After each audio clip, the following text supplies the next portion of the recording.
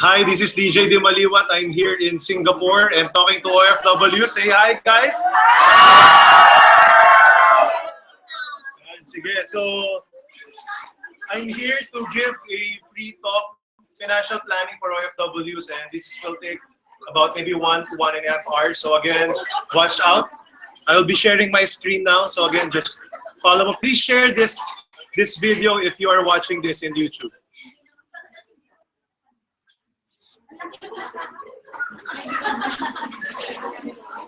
Okay, so this is recorded. Okay, thank you. So now, earlier I shared my story. Do you like my story? Yes! It's very important. So you're gonna be a speaker, right? When you are a speaker, when you're doing public talks, naka-live to. Just if you're watching this video, you can check this in YouTube.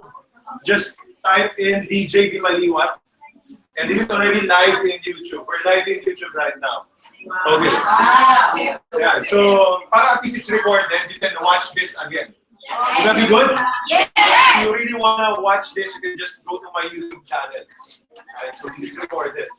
And again, as I was saying, if you really want to be a speaker, if you want to be an effective speaker, it's really good to connect who you are to your topic. Right? So it's very good. Stories sell, as you all know. Mas maganda na nagkukwento ka ng story mo kaysa puro nagtuturo ka lang. Tama ba? Yes! Sino dito ngayon palang excited na matuto? Yes! May natutunan na? Yes! Hindi pa ako nagtuturo niya. I'm just sharing what I've done in the past and what I believe, and you will already learn. Right? Through that, you establish credibility. Right? So through that, mas makakakonect ka sa audience mo. So are you all excited? Yes! So as mentioned earlier, we'll be talking about, we will find out, is it the best time or is it good to invest in the Philippines today? Yes! Right? And the best way to do that is to have an update in the Philippine economy. So I will not be the one to answer that, but data and facts and figures. Okay, so now, the first update, so at least nandito kayo sa abroad, so maganda, updated din kayo, no? Na I'm sure you've heard of this already, but if not yet, again, Philippines got another rating upgrade. Diba? Nire-rating tayo ng mga different companies abroad para malaman if you're a foreigner investor, if you want to invest in the Philippines, maganda ba mag-invest? Important ba yun? Yes! Kung yung foreigners nga tinitignan, dapat tayo tinitignan din natin. So this is very good, right? Standard & Poor's, right? Rated as BBB, stable yung ibig sabihin yan. Fitch Ratings, BBB-, positive yan. And again, Moody's, Baa2, stable. Huwag nyo na masyado intindihin yung mga letters na yan, basta ibig sabihin niya maganda. Diba? Maganda, ayun. The fact na binabantayan na tayo ng mga companies na to, these are the top 3, right? Mga nag-ratings. The fact na binabantayan tayo, we're on their watch list. And that's the reason why a lot of countries, foreign direct investors, tinatawag nilang FDIs, kung narinig nyo na yun, foreign direct investments, nag-i-invest sila sa Philippines, simply because of this. So is that good or good? Good! That's one of the reasons. What does it mean? Let's talk about it, right? Yung pangungutang natin sa ibang bansa, they can give us lower interest rates. Why? Because we have a stable rating. So, kaya gumaganda yung economy ng Philippines. Bibilisan ko lang to para at least a lower borrowing cost. Right? Interest rates ngayon, pag nangutang ka, let's say bumili ka ng property or nag-business loan ka, lower. Right? Because our borrowing cost abroad sa World Bank, mababa din. Maganda ba yun? Yes! Right? Next, less risk in the Philippine market. Simply because we're doing stable, right? We're doing really good. Mas risk din mag-invest. Less risky din mag-invest sa Philippines. Also, more money to spend. Dahil mas maliit yung binabayaran natin sa interest, mas malaki yung nagagamit natin sa pang-sariling gastos. Maganda ba yun? Yes. Yeah. Also, more foreign investment. So other countries also want to invest in the Philippines dahil nga may rating tayo. And of course, more jobs.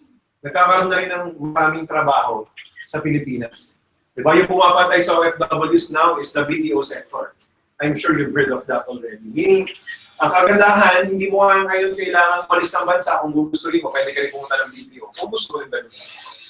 Diba? So those are some of the benefits of our rating upgrade. Next, I will try to make this very basic so that at least, I know there's a lot of numbers, this is the boring stuff. Pero gagawin ko kung napapaintindi ko talaga ng mas mahigit. Isa pa, GDP growth. Ibig sabihin lang, tumataas yung economy natin. GDP is one of the barometers sukatan kung maganda yung ekonomiya. Right? We ended with around 5.8%, still maybe lower than the projections, but still doing well. We're one of the few countries who are really growing. Right? Ano ba yung nagpo-contribute sa GDP? Just magkaroon lang kayo ng konting background about this. Number one is consumer spending. Magastos ba ang Pilipino? Yes! Diba? Papadala kayo doon, gagastos sila doon, ganoon talaga. However, the truth is, yung paggastos natin nakakatulong sa economy natin. That's the reason why you OFWs are called modern day heroes. Right? Palapakan nyo nga bawat. You're really helping our economy dahil yung pinapadala nyo doon, ginagastos ng pamilya nyo. Gumaganda yung ekonomiya. Right? Business spending also, yung mga negosyo, na gumagastos din, nag-create ng jobs, nagbabayad sila, lumalaki rin yung ekonomiya. In turn, balik pa rin nun, consumer spending. Right? Government spending.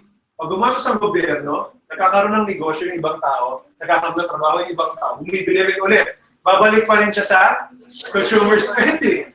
Ganon. And of course, net exports. Meaning, exports ito yung pinapadala natin, imports yung pumapasok, di ba? So, ang number one export natin is manpower. Tama ba? Yes. No, kaya kahit na bumagsak si China last year, nabalitaan niyo ba yun? Yes. Hindi tayo masyadong affected. Affected tayo pero hindi masyado. Why? Because we're not exporting that much products in China. Unlike, let's say, other countries that they're sending their products in China, nung bumaba ang spending ng China, affected sila. Tayo hindi. Hindi masyado. Why? Dahil service ang ina-export natin. Kayo yun. OFWs. We are our number one exports. Right? Okay. So basically, we're one of the fastest growing economies in Asia. Right? So dito sa ano na to, China is 7.3 last year. May 6.9 sa India, so 6.1 tayo. We're doing well. Huwag niyo masyadong tignan niya, basta intindihin niyo lang kung ano sinasabi. Pampa-cute lang yan, para mukhang may numbers talaga. Okay. Okay, so according to Philippine Star, also, third highest worldwide na. No, OFW remittances seem to hit 29.7 billion last year. Medyo, I think, kapos ng konti, but still, growing yung padala ninyo. Tama ba? Yes. And that was the recorded ones. Right? Marami pang unrecorded. Pinadala sa kaibigan, etc. Diba? So talagang, imagine billion dolyar, not pesos, ang pumapasok sa Pilipinas for our family to spend. Is that good? Yes. Right? It fuels the economy. That's why Philippines is doing well. As long as may OFWs, right, sending money in our country, we're doing well. Right? Ito pa, inflation rate. Kung mo here knows about inflation. Diba? Inflation, just konting background lang, konting definition. Ito yung pagtaas ng presyo ng bilihin. Right? So pagmamahal ng bilihin. For example, ito 1.4% lang. So kunyari, ang 100 pesos, nabili mo na 100 pesos. Example na lang, itong tubig na to, ito ba yung tubig ko? Ito pala. Itong tubig na to, 100 pesos. Right? Kunyari lang. Next year, 2017, kung 1.4% ang inflation, magiging 101.40 na siya. The same, because of inflation. Yun yung reason bakit mataas ang bilihin. Kung gas yan, ganoon din. One example, pamasahe. Right? Sino itong mga at least 10 years na dito sa Singapore? 10 years, meron na ba? Ayun, meron na. 10 years ago, magkano pamasahe sa jeep? Hindi, sa Pilipinas, sa Pilipinas. Kung umuwi kayo 10 years ago. 10 years ago, I don't think so. Sa Jim. Minimum. Ayun yun.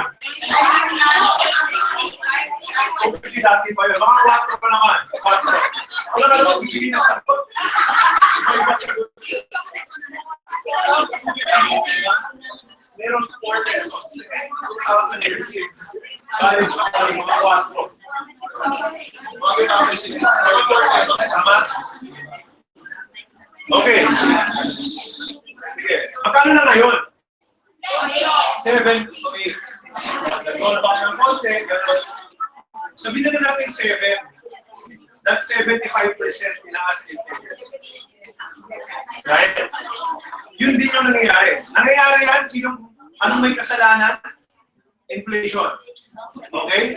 So meaning, kung mababa ang inflation, if the inflation is low, the economy is doing well. Right? So yan. So mababa ang inflation ng Philippines natin today. Although on the average, that's 4 to 7% per year. Right? There are years that even higher. But right now, nakita natin na hindi na siya tataas masyado sa 4 to 5, which is really good. Okay ba yun? Yes! Sige. Tapos yung mababa lang yung mga interest rate natin, again, na-mention ko na yan. And of course, ayan, ito lang yon. Ang ibig sabihin nun, pag mababa ang inflation, mababa ang lower cost of borrowing. Right? When you borrow from the bank, let's say for business or for properties, you pay off lower interest. However, this is the bad news. If you're doing time deposit or bank savings, mababa rin yung return mo. Bumaba na rin yung interest rate. So that's why it's not really good to invest in the bank right now. Klaro ba yun? Yes. Okay. I don't want you to bore in those numbers. So ito yung pag-usapan natin. So those are the reasons why maganda mag-invest sa Philippines today. Nakita niyo na ba kung bakit maganda? Yes! Diba? Sige nga, let's just make a short activity para hindi naman puro ako yung nagsasalita. What I want you to do is I want you to find a partner. So siguro yung tatabi mo na lang. Right? And I will give you 2 minutes to talk to this person. And what I want you to do is, gusto ko i-share mo, ano yung realizations mo? Doon sa short na natapin ko muna kanina. Okay ba yun? I'll give you 1 minute each. This is a timed exercise. I'll give you 1 minute. After that, si partner na kabila naman. Okay ba yun? Ano yung share mo? Laro? Okay. Listen.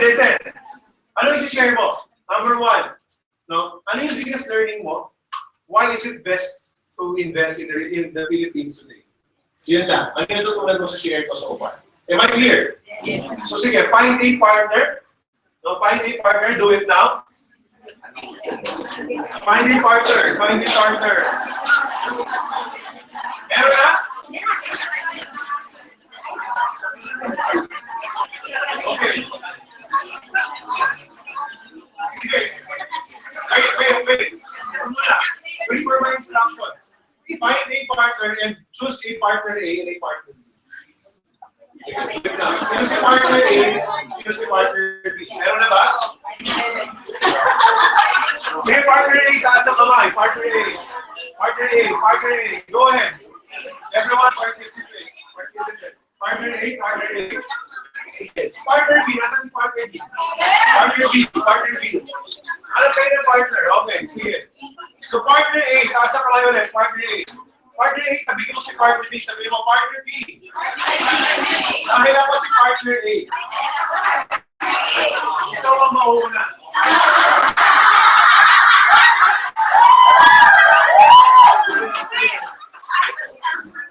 Partner B. Go ahead. I'll give you 1 minute. Share mo lang. Ano yung natutunan mo so far? Bakit maganda mag-invest sa Pilipinas today? Right here. Partner B, are you ready? Yes! Your 1 minute starts now.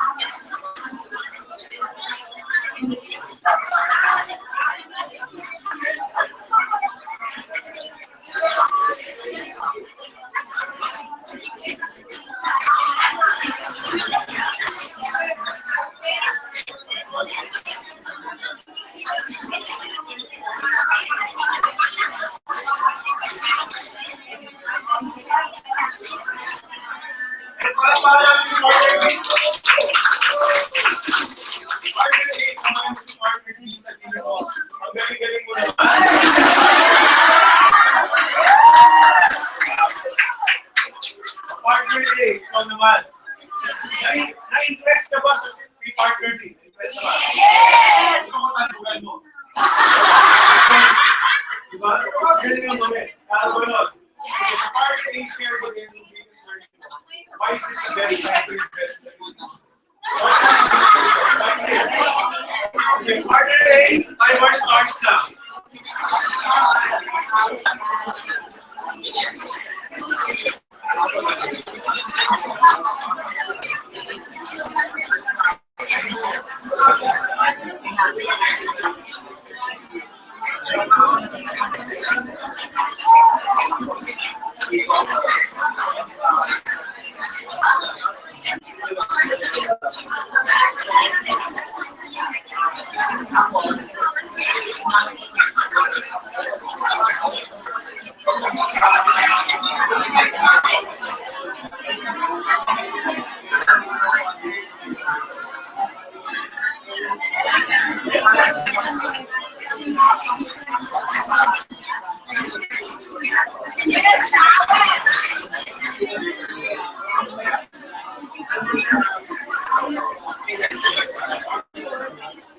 Sige, palakaran si partner A. Isip mo yun. Sige. Eh, nakira ko si partner sa inyo. Galing ko talaga.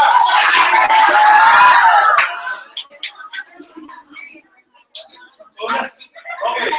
Mas nag-sink in by learning. Yes! Actually, kapag ako na kasi lagi nagtulog, makakatulog kayo yan. Kahit ano ba kaya the best way to really learn is to practice mo yung matulog. Right? So that you at least have, may isa ka lang naman uwing bago dito. Nagawa ko na yung trabaho ko. Okay ba yun? Yes! Okay, now, mas excited ka ba ulit? Excited to learn some more? Yes! Okay, now let's talk about the reasons why Filipinos don't invest. Right? Meron ba tayo po?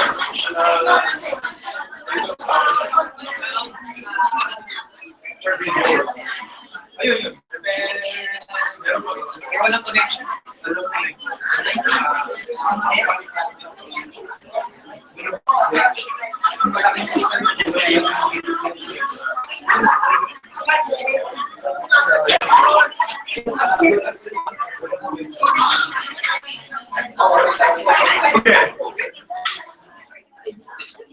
So now let's talk about the reasons bakit hindi nag-invest yung mga Pilipino. Right? Yeah, narinig ko kanina walang pera. Sino walang pera? Sige, baka magkakasama yan. Sige. Don't blame it. Don't blame it. That might be true. Yeah, that might be true. Pero there are more reasons why bakit walang pera. Right? And a lot of times, it's all about mindset. Did you say mindset? Mindset! And psychology. Psychology! Right? 80% of our success, this is what I do. I also do success training and sales training. 80% of the success of people, the top sellers, the millionaires club, 80% of their success is all about their mindset, how they think. We couldn't do that. And only 20% how they do it. Right? Also people who also invest. Right? Yung mga taong nakakapag-invest, dahil di ba sila mag-isip? Right? So ngayon titignan natin, paano rin mag-isip most Pinoys kung bakit hindi nakakapag-invest. Baka maka-relate din kayo. Right? Sayang I have a video dito, pero sige, pag-usapan muna natin, tignan na lang natin later if we can do it. Number one, hindi naman tinuro sa school. Yes. Tama ba? Yes. So the same reason why we don't have that financial education. Right? Pinalaki tayo na hindi naman pinag-uusapan ng pera. Kadalasan. Right? So ngayon, parang ang topic about money, hindi tayo, it's not normal to talk about money, yes? So now, when you attend a seminar or read a book or someone, kaibigan mo, sinasabi mo, invest ka na, parang hindi ka komportable. Tama ba? So, tingnan natin dito yung psychology ninyo. Bakit hindi nangyayari? Yung sabi mo, gusto ko yung mangyayari. Right? Posible rin itong related sa success mo nito sa negosyo na to. O so, ano ginagawa mo. Dahil hindi mo ito pinag-aralan sa school, di ba? Kahit turuan ka ngayon, parang dumedepensa ka. O hindi mo, parang hindi ka naniniwala subconsciously. Simply because this is not taught in school. Right? At tinuro sa atin sa school, galingan mo lang, magsipag, hard work lang, para kumita ng pera. Tama? Yes. Kung hindi tinuro mag-invest, I don't know why. Right? So that's one of the major reasons why Filipinos don't invest. Maybe also other parts of the world. If it's not taught in school, right, it doesn't become a norm. Right? But of course, according to Inquirer, right, dumadami yung depositors sa BSP or Bangko Sentral ng Pilipinas. Puro nasa bangko ang pera. We have trillions, right, of 7.9 trillion deposits in the bank today. Right? However, how much yung interest rate sa bangko? No. Wala. Minsan, swerte ka na kung may 0.25%. Yes? Magkano ulit yung inflation rate kanina? Mababa na yun. Right? So, panalo ka ba, lugi? Lugi. Kasi your money is just earning 0.25% per year. And then, the inflation rate is 1.4. Mababa na daw yun. What if 4%? What if 7%? Right? So, that's the major reason why it's not good if you don't invest. And that 7.9 trillion pesos losing value. Right? They're not losing money, but they're losing value. Yung value ng pera, di ba? Yung 100 pesos mo next year, hindi niya na mabibili ito. Pag nasa bangko lang yan. Tama? Yes. It cannot buy yung nagmahal na produkto. Right? So, and the reason is it's not taught in school. Yan, simple lang naman itong topic na to, di ba? What if tinuro lang natin ka basic sa school? Di ba? Mas ma-realize natin, important pala. However, hindi tinuturo sa school. Tama ba? Yes. So maybe kayo, pwede nyo rin itong ituro sa mga anak. Sino rin may mga anak na? Di ba? Ituro nyo rin ito sa family. Pero lang ka-basic. I'm trying to teach it on a basic manner para kayo magagaya nyo rin. Naintindihan ba yung 100 naging 1.1? 101 pesos, 0.40, di ba?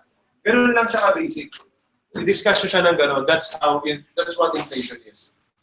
Example, kung depositor ka ba o investor, right? Let's say nag-deposit ka sa isang bank. This is just one example. Nag-start ka, let's say, ng 2009, 20,000 pesos. Kung i-invest mo siya sa time deposit pa to, medyo malaki pa nga interest rate niyan. After 6 years, that's 21,946. Kumita ng 1,000. Pag in-invest mo siya, pero kahit na, at least kumita, di ba? However, posibleng lugi yan. Pag stock market, for example, pwede siyang naging 36,000. Of course, this is not a promise. This is just actual numbers.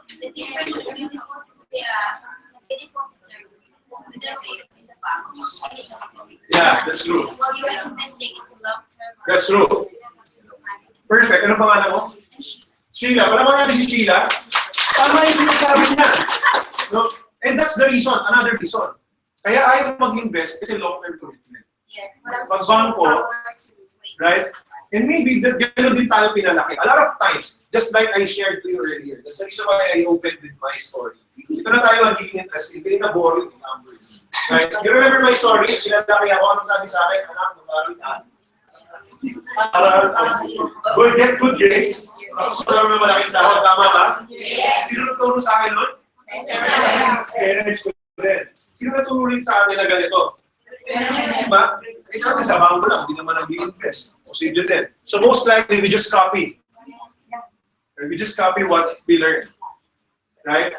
I was just rereading 21 Irrefutable Laws of Leadership. While going here, noong Friday, kaya gusto mo sa bumabiyahe, doon ako nakapagbasa. Tamad ako magbasa eh.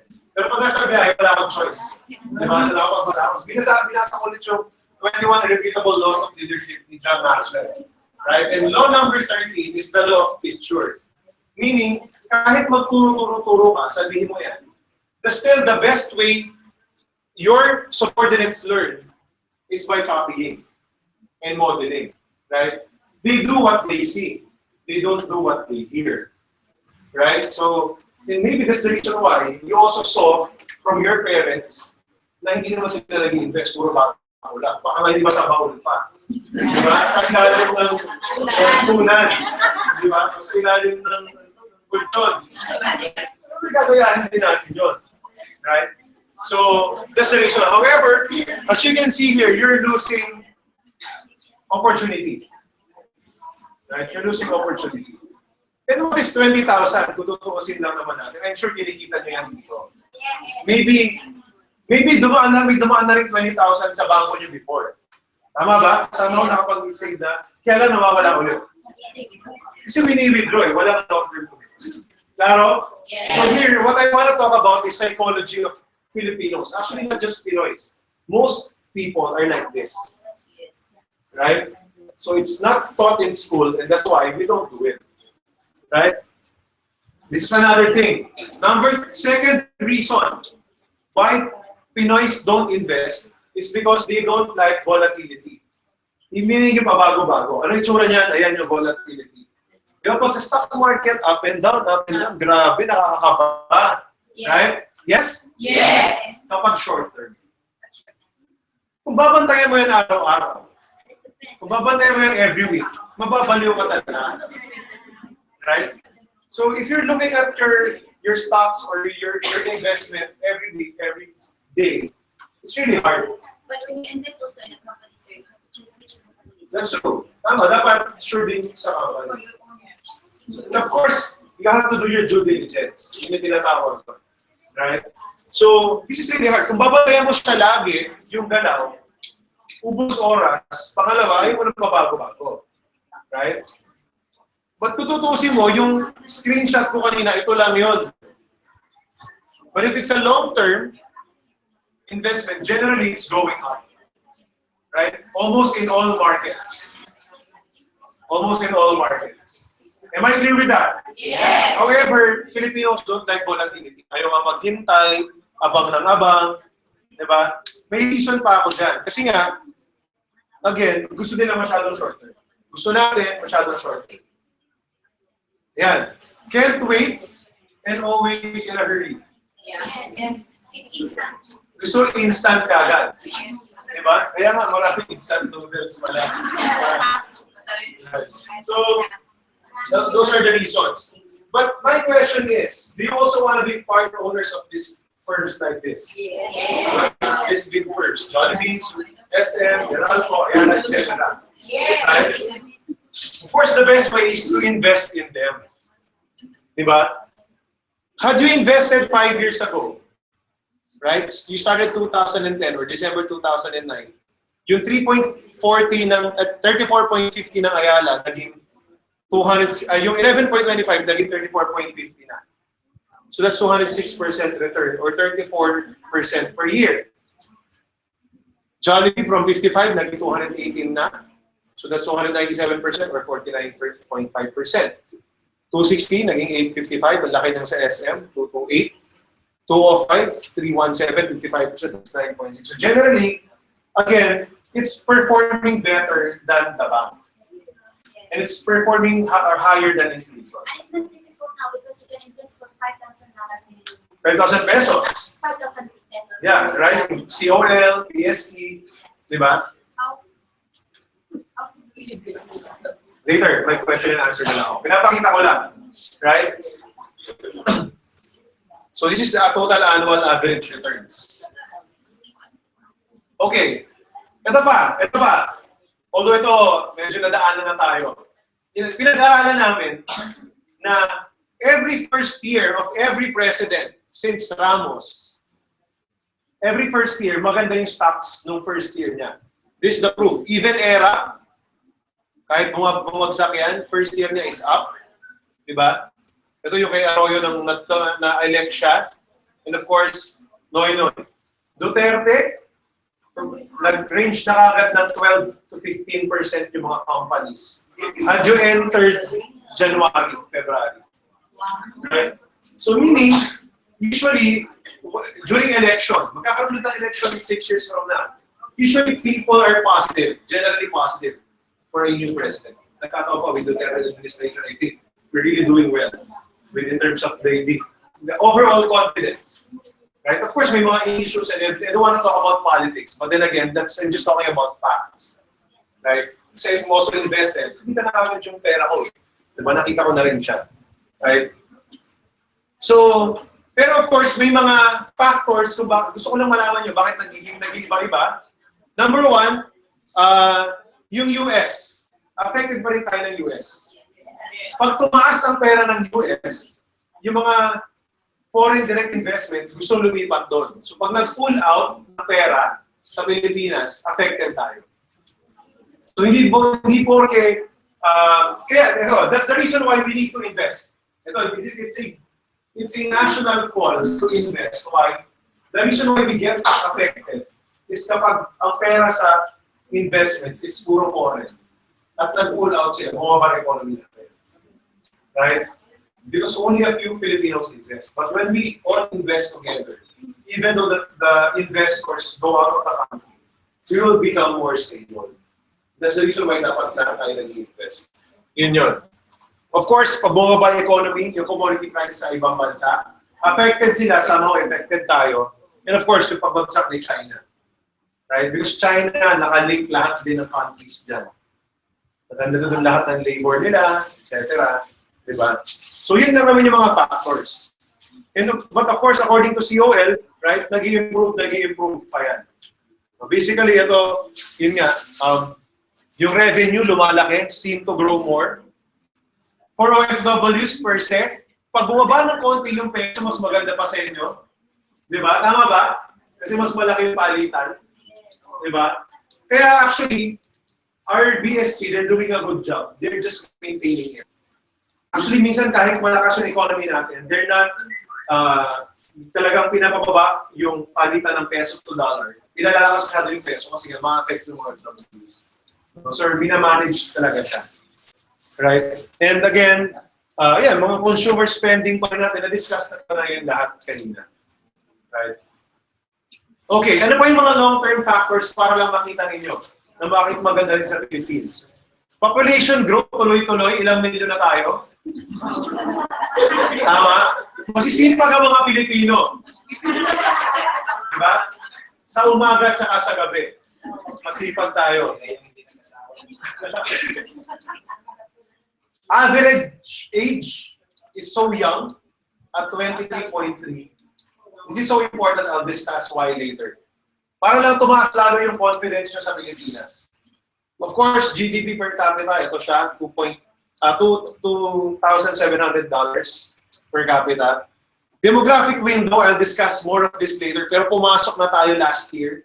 I-discuss ko yan later more sa next slide. Productive population, tumataas tayo. All signs are doing well. Right? Ang average growth daw ng countries na pumapasok sa demographic window is around 7.3%. I'll show you later. OFW remittances, again nga, at 24 billion na tayo, still growing up.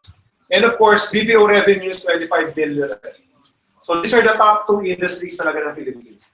The good thing about it now is not just abroad, but also sa loob ng bansa, mayroon na rin tayo. So dalawa na kayo nagtutulungan. That's really good. Right. Let's talk about the demographic window. I'll try to explain this sobrang basic para maintindihan nyo, para ma-excite kayo.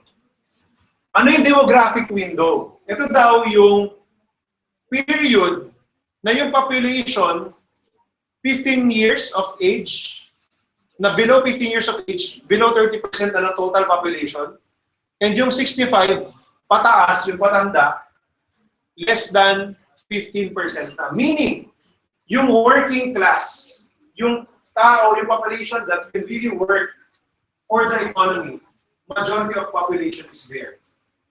Right? And Pilipinas, anong median age natin? Average? 23.3. Pumasok na tayo dito.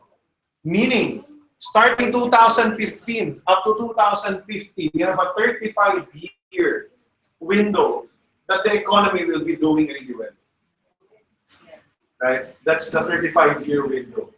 Japan has been way past their window. Nauna na sila, tumatanda na yung population nila. Right? Kaya sa kanila, di ba? Gusto na silang, binabayaan na sila mag-anak lang. Di ba? Hong Kong, patapos na. Singapore, patapos na. Pero what have you noticed dito sa mga countries na to? Are they really good countries? Yes. Right? Dahil dumaan sila sa demographic window nila. Right? And the good news is, Philippines pumasok na dyan. So expect the next 35 years to be really, really good. Right? We're about to boom. The economy is really doing well now. It will be better for the next 35 years. Na-excite ba kayo doon? Yes! Sobrang excited ako for that. Sabi ko, I can still imagine anong klaseng development ang mangyayari sa Philippines sa next 35 years. According to HSBC, we'll be the top 16th economy by 2050. All over the world, we will be part of the economy. The top 30, pang number 16 tayo. Imagine that. Why? Simply because of the demographic window. Yun pa rin yung magbibigay ng growth ng population. Ng economy natin. Right? Is that good? Yes! Diba? So yung mga pinapakain nyo sa Pilipinas, nakakatulong din naman yan. Lalo na kung magtatrabaho sila. Right? That's so powerful. Right? So this is a study by HSBC. There's still a lot of other studies. Hindi ko nila pinakita. Pero this is so powerful. Right? Talagang pataas tayo. Right? Kaya if you're planning to retire in the Philippines, it will really be really well. Pagpaplanuhan nyo lang. I'll be sharing some of you later. So investing is more fun in the Philippines. Ika nga nila. Diba? Okay. So now, let's talk about the average Filipino mindset to be aware of. Right? As I told you earlier, 80% of success is all about what? It's all about mindset. So kung gusto mo maging successful, maging aware ka kung paano tumakbo yung isip. Tama ba? So tignan natin if ganito ka rin ba mag-isip. So I want you to be aware. It's not good or bad. So kasi lahat tayo nag-ganyan naman. Pero ngayon, I'm giving you the power to choose. Susundin mo ba yung ginagawa mo before or magbabago ka na? Okay ba yun? Yes. Sige, magbabago na. Change is coming. Bagong bayani natin ang mga tinatawag ng overseas OFW. Yung kung ipinapadala kasi nilang limpak na pera ang siyang bumubuhay at hindi lang yan, nagpapasigla pa sa ating ekonomiya. Pero kung mga OFW na umuwi dito sa ating bansa, nang butas ang bulsa. Narito yung may report ni Joseph Moore.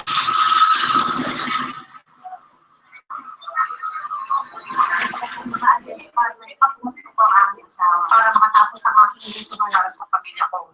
Sila ang itinuturing na bagong bayani ng bansa, tinitiis malayo sa pamilya, humaharap sa maraming hamon. At madalas, nagiging biktima pa ng mga pang-abuso, pamilya lamang na mas magandang buhay ang kanilang mag-anak. Ang kanilang padalang pera din na nakasalba sa bansa mula sa epekto ng krisis pinansyal na sumaklot sa buong mundo noong 2009. Pero bagamat di matatawaran ang kanilang kontribusyon sa pagpapatatag ng ating ekonomiya, may ilan daw sa kanilang nagbabalikbayan ng butas ang bansa.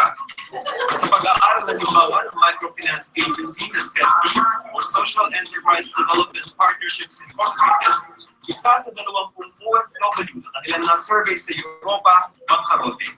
Iniwala ang SETI, hindi lamang mga OFW sa Europa ang dumadaan sa ganitong problema. Marami pa rin yung kulang emergency savings. Yung respondents natin ay, of course, this is not a representative sample of the migrants. It was more an exploratory research. Gaya ni Mang Leo, may 10 taong budget officer sa isang minahan sa Saudi Arabia, pero ang sarili daw niyang pera, hindi niya nagawang mabudget ng tama. Maganda mo. Kanto. Hindi ka nga yung araw. Mahal-mahal. Kaya wala na silang magulat.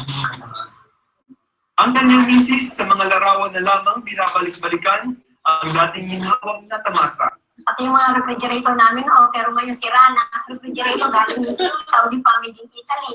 Bukod sa bahay, sasakyan at pagpapaaral ng mga anak, isa sa malalaking pinagkakagastos ng ng mga OFW ang pagpapaganda sa bahay at pagpapaganda ng appliances at gadgets. Ang pinakasikat na liquid asset ay cash. No? Ibig sabihin, liquid siya, madali siyang magamit, madali siyang magastos. The reason why nagkakaroon ng bankrupt yung ating mga OFWs is because of you were not able to handle the debt properly. Alam nila kasi meron silang pagkukunan, isang kahit hindi nila kailangan, they tend to borrow. Ang dapat daw ginagawa ng mga OFWs tuwing kikita, ibawas muna agad ang target na savings sa agastahin ang natitirang pera. Very important yung gumagawa ng budget and to stick to your budget. Ang lahat ng umaalis na OFW dumadaan naman sa financial literacy training ng Overseas Workers Welfare Administration o OWA. Kaya lamang, Hindi natin masabi na ay nabibigyan natin ng orientation for as long as they go through the legal recruitment procedures, then they will undergo pre-departure orientation center. Meron po siyang few minutes allotted for financial literacy. ang pagiging isang OFW din daw, swertihan din lamang sa employer. Wala kasing batas na maaasamang protekta sa mga OFW mula sa repatriation, layoff, o hindi makakaroon ng termination ng kanilang kontrata mula sa kanilang employers. Overseas employment is something temporary. It's really contractual in nature. Pero in reality, we have workers working continuously for the same employer over time. Bagong pag-aaral ng Bangko Sentral ng Pilipinas na nagsasabing na madami na raw ang pamilyang OFW dito sa Pilipinas na natututong mag-inpok. Pero paano kapag ang perang inipok, naubos?